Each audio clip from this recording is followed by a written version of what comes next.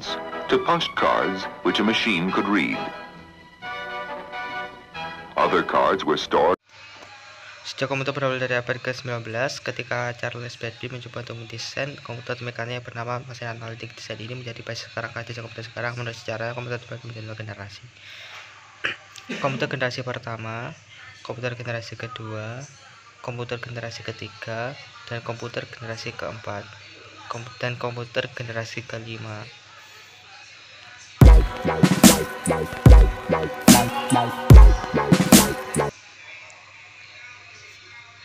Dengan terjadinya Perang Dunia II, negara-negara yang terlibat dalam perang tersebut berusaha mengembangkan komputer untuk mengeksploitasi potensi strategis yang dimiliki komputer. Hal ini meningkatkan perdana pengembangan komputer serta mempercepat kemajuan teknik komputer. Pada tahun 1981, Konrad Zuse, seorang insinyur Jerman, membangun sebuah komputer Z3 untuk mendesain pesawat terbang dan peluru. Blok Sekutu juga membuat kemajuan lain dalam pengembangan kekuatan komputer. Tahun 1943, Inggris menyelesaikan komputer pemecah kode yang dinamakan dengan Corellius untuk memecahkan kode rahasia yang digunakan Jerman Nazi. Dampak pembuatan Corellius tidak terlalu mempengaruhi perkembangan industri. Pertama, Corellius bukan merupakan komputer terbang yang hanya didesain untuk mendesain kode. Kedua, keberadaan mesin yang dianggap rahasia hingga satu dekade setelah perang terakhir. Usaha dilakukan oleh Amerika Serikat pada saat itu menghasilkan suatu kemajuan yang lain. Seorang insinyur Harvard berhasil memproduksi kalkulator elektronik. Kalkulator tersebut berjangka panjang setengah lapangan bola kaki. The Harvard IBM Automatic Sequence Control Calculator (NMAC) merupakan ia menggunakan sinyal elektromagnetik untuk menggerakkan komputer makhluk. Lambat, ia membutuhkan waktu 3 detik untuk hitung dan tidak dapat fleksibel. Kalkulator tersebut dapat melakukan perhitungan aritmetik dasar dan persamaan yang lebih kompleks.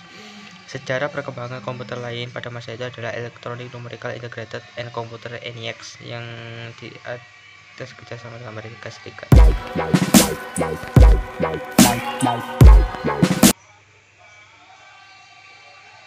Pada tahun 1948, penemuan transistor sangat mempengaruhi perkembangan komputer. Transistor menggantikan tabung vakum, televisi, radio, dan komputer. Akibatnya, ukuran mesin-mesin elektrik berkurang drastis. Transistor mulai digunakan di dalam komputer mulai pada tahun 1956. Penemuan lain berupa pengembangan memori inti magnetik membantu pengembangan komputer generasi kedua, yang lebih kecil, lebih cepat, lebih dapat diandalkan, dan lebih hemat energi dibanding para pendahulunya. Mesin pertama yang memanfaatkan teknologi baru ini adalah superkomputer. IBM membuat superkomputer bernama Street dan Spirent membuat komputer bernama Laird. Komputer-komputer ini yang dikembangkan untuk laboratorium energi atom dapat menangani sejumlah besar data. Sebuah kemampuan yang dibutuhkan oleh peneliti atom. Mesin tersebut sangat mahal dan cenderung terlalu kompleks untuk kebutuhan komputasi bisnis sehingga membatasi kepopulerannya. Hanya ada 2 Lark yang pernah dipasang dan digunakan. Satu terdapat di Lawrence Radiation Labs di Livermore, California, dan yang lainnya di US Navy Research and Development Center di Washington DC. Komputer generasi kedua menggantikan bahasa mesin dengan bahasa rakitan.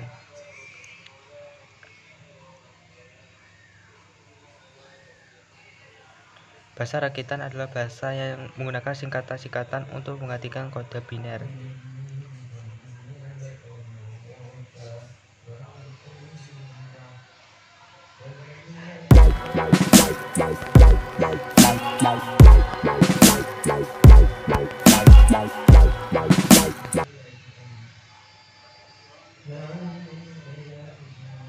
Walaupun transistor dalam banyak hal mengungguli tube vakum, namun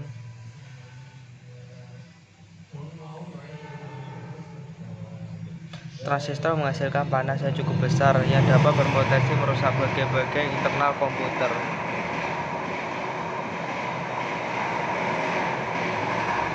Batu Kuarsa menghilangkan masalah ini.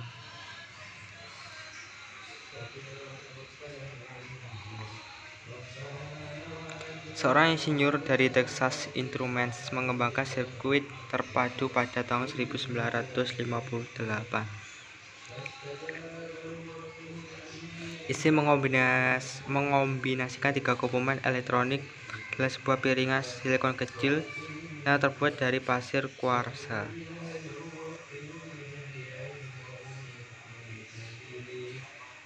Para ilmuwan kemudian berhasil memasukkan lebih banyak komponen-komponen ke dalam suatu chip tunggal yang disebut dengan semikonduktor. Hasilnya komputer menjadi semakin kecil karena komponen-komponen dapat dipadatkan dalam chip. Kemajuan komputer generasi ketiga lainnya adalah penggunaan sistem operasi atau disebut juga operating system.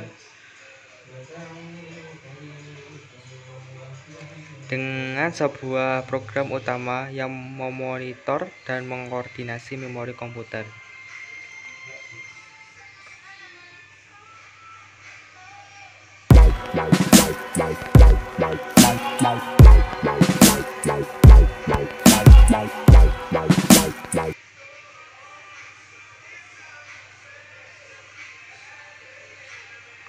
Setelah IC 7, pengembangan menjadi lebih kecil, memperkecil ukuran sirkuit dan komponen-komponen elektrik.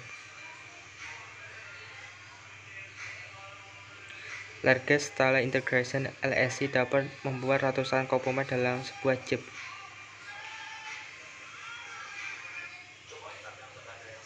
Pada tahun 1980, Very Large Scale Integration (VLSI) membuat ribuan komponen dalam sebuah chip tunggal. Ultra Large Scale Integration (USLI) meningkatkan jumlah tersebut menjadi jutaan.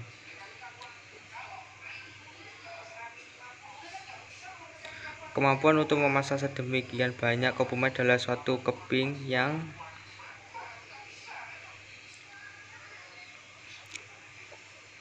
berukuran setengah keping uang logam mendorong turunnya harga dan ukuran komputer.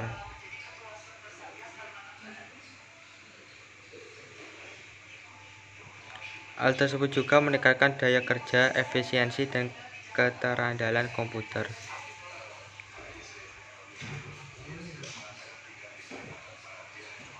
Chip Intel 404 yang dibuat pada tahun 1971 membawa kemajuan pada LCD dengan meletakkan seluruh komponen dari sebuah komputer Central Processing Unit, memori, dan kendali input-output dalam sebuah chip yang sangat kecil. Sebelum IC dibuat untuk mengerjakan suatu tugas spesifik tertentu,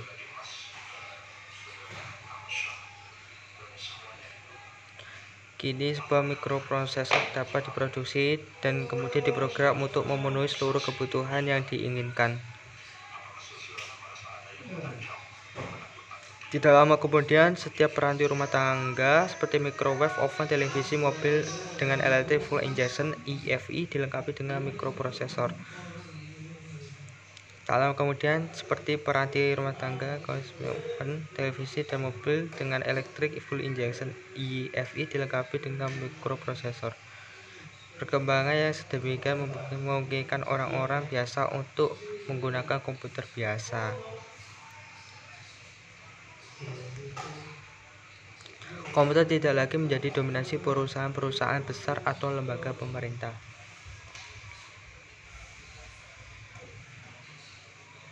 Pada pertengahan tahun 1970-an, perakit komputer menawarkan produk komputer mereka ke masyarakat umum.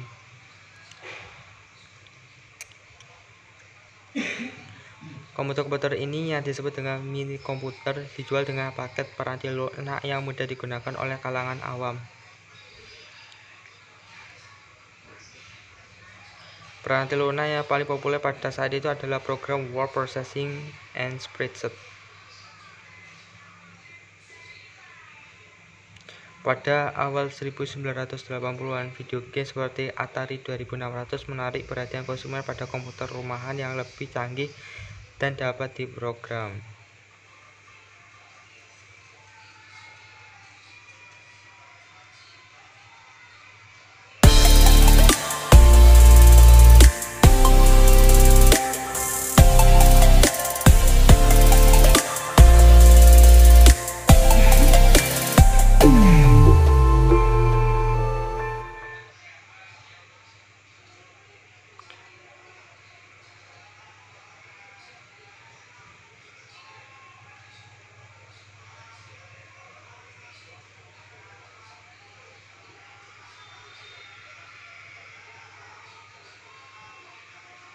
Contoh imajinatif komputer generasi kelima adalah komputer fiksi HAL 900 dari novel karya Arthur C. Clarke dalam berjudul 2001 Space Odyssey.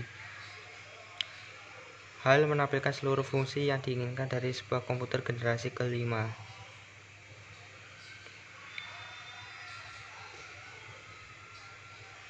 Dengan kecerdasan buatan artificial intelligence dan AI, HAL dapat memiliki nalar untuk melakukan percakapan dengan manusia, menggunakan masukan visual dan belajar dari pengalaman sendiri.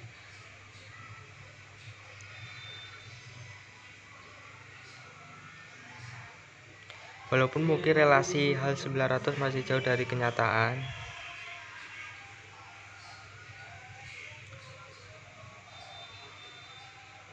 banyak fungsi-fungsi yang diinginkan sudah terwujud.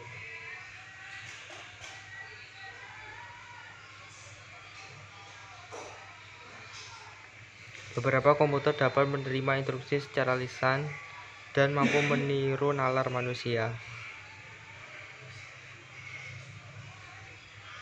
Kemampuan untuk menerjemahkan bahasa asing juga menjadi mungkin.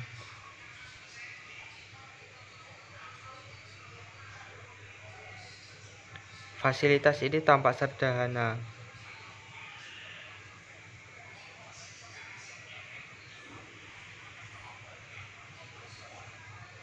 namun fasilitas tersebut menjadi jauh lebih rumit dari yang diduga ketika programmer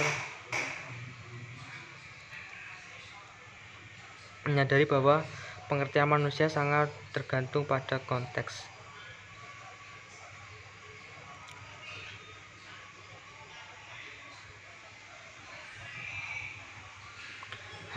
Dan pengertian ketimbang sekedar menerjemahkan kata-kata secara langsung. Banyak kemajuan di bidang desain komputer dan teknologi yang semakin memungkinkan pembuatan komputer generasi kelima. Dua kemajuan rekayasa yang terutama adalah kemampuan pemrosesan paralel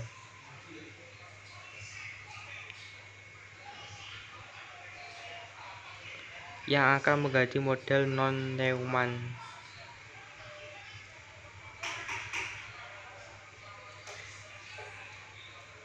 Model non-Neumann akan digantikan dengan sistem yang mampu mengkoordinasi banyak CPU untuk bekerja secara serempak. Kemajuan lain adalah teknologi superkonduktor yang memungkinkan aliran elektrik tanpa ada hambatan apapun, yang nantinya dapat mempercepat kecepatan informasi. Perusahaan informasi, lembaga ISOT Institute for New Computer Technology,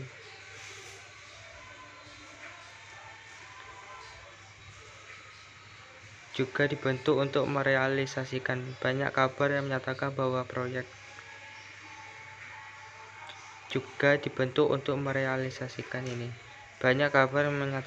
proyek ini telah gagal.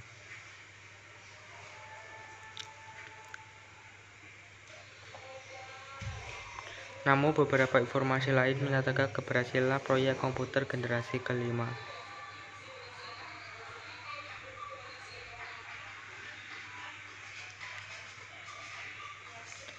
Ini akan membawa perubahan baru paradigma komputerisasi di dunia.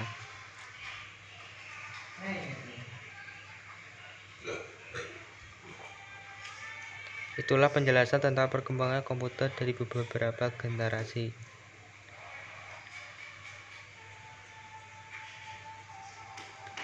Terima kasih. Wassalamualaikum warahmatullahi wabarakatuh.